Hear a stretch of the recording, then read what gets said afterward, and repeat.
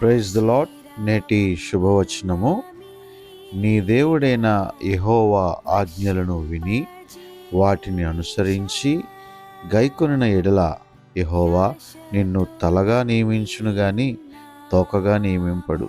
ద్వితీయోపదేశకాండము 28వ అధ్యాయము 14వ వచనము.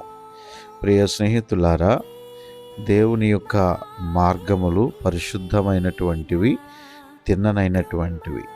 ఆయన మార్గములు వంకర మార్గములు కావు, అపరిశుద్ధ అపవిత్రమైనటువంటి మార్గములు కావు.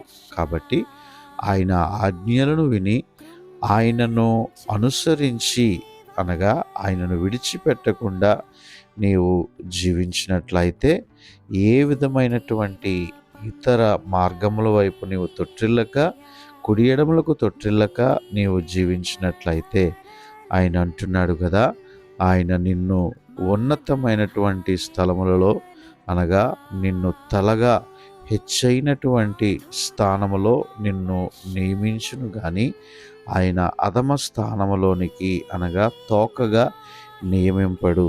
కాబట్టి దేవుడు మిమ్ములను తన మహోన్నతమైనటువంటి కృప ద్వారా తలగా ఉంచి మిమ్మలను అన్ని విషయాలలో కూడా ఆశీర్వదించును గాక.